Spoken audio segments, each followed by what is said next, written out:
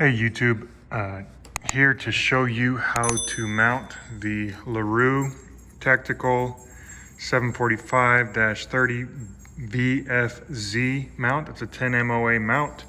I got it for a Nikon Black FX 1000 6-24. Picked this up for a very good deal. It's going on a Savage BA Stealth in a 338 Lapua.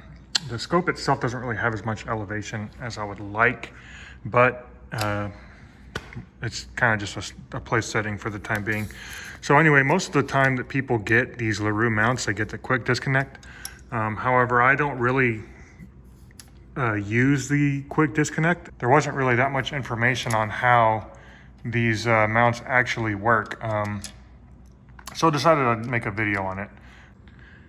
Sorry, I'm having to do this on my kitchen counter. We just recently moved and I haven't set up my workbench yet. But what the instructions say are to totally thread out these bolts right here, but don't remove them. You can see there's kind of like a C, there's like a C clip inside that kind of keeps it from being removed all the way. But they want you to remove these, thread them out, and put a dab of blue Loctite, which they so generously provide. So I'm gonna go ahead and do that on each one of these. Okay, so next you want to place the scope mount base onto the rail here. It's kind of a weird angle. You gotta kind of get it on. You can see it's got a little room to play when they're fully threaded out, but you just gotta find the angle and then push it. It's easiest, I found, to just go ahead and push this up and then tighten these down before you do the final torque setting on it. Then the instructions say once you snug these down, which is Larue so generously supplies this cool little tool. Larue, you can see it perfectly fits on these right here. Once you snug these down, I actually went ahead and just, you can't really see it too well on the camera, but I put a little bit of Sharpie over the one hash mark that I am going to always remember to torque them down to. So if you do remove this scope mount, you can always get repeatability back by tightening them down exactly the same strength that you had prior. This part is kind of tricky. I've used these mounts before, so I kind of knew what to do, but you can see on the bottom set of screws, each one of these is catty corners. So you thread this in from this side, and on the top over here, you thread it in from this side, and same down here.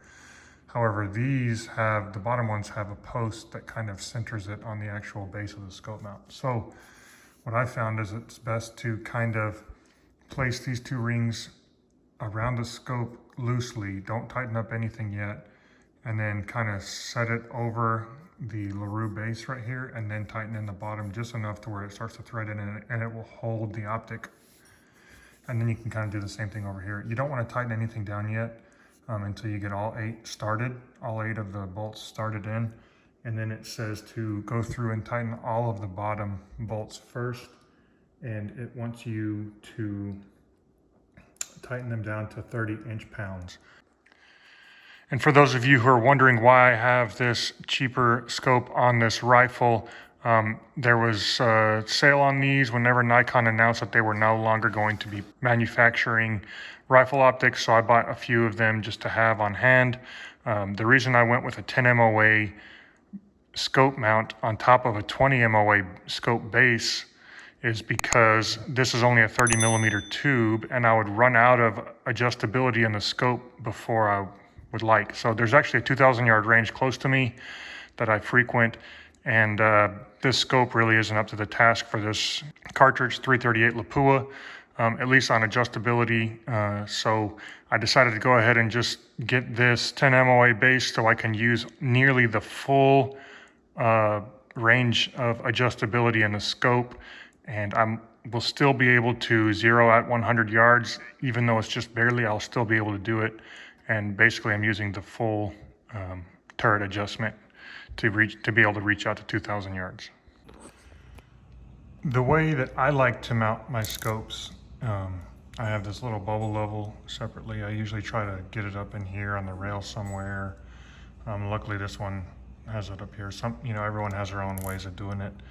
I like to do it this way. Some people don't like to use the bubble level on the rail. I like to go into the receiver. To each their own. This is how I do it. I've had good success, good enough for me, so I'm going to keep on doing it this way. I have leveled this bubble level perfectly parallel and level with the base of this scope, so I know that this bubble level was actually perfect with the reticle, and then I just cross-compared it with this one up on the rail, aligned it out. But the way you want to know how far back or forward the scope needs to be in this scope mount is get into your shooting position. I like to shoot prone when I'm shooting long range, but what I'll do is I'll get into my shooting position and then I'll adjust the scope forward or back while the rings are loose to get perfect eye relief away from your eye, so you can get that perfect sight box, and then you can kind of compare where the scope needs to sit. This scope actually needs to be a little bit farther back. You can see, like I mentioned earlier, I kind of set it back a little bit, and also the scope is really far back in the mount, but this works for me, so this is how I like to do it. Ideally, these rings would be kind of centered in the scope, and then you would adjust the actual scope mount farther forward or back to try and keep these rings kind of centered on the tube, but that's in an ideal world. The way the Larue instructions describe on how to tighten these is you tighten these bottom bolts down first, and the instructions call for 30 inch-pounds. I got this Wheeler fat wrench here, but so you tighten these down first, and then you move up to the top and you tighten the top ones down as well. And it says that there will be a little gap in between the rings up here, so just keep that in mind. That's how it says to tighten them down, and there you go. There's not too much information on the VFZ mounting system for Larue. VFZ stands for Vectored Force Zero Mounting System, so pretty interesting. This is if you actually have the adjusting levers, but I do not. I did not want to pay the extra money for something I'm never going to be taking on and off. So, yep, thanks for watching. Here's a quick rundown of how to install the Larue Tactical VFZ style scope mounts.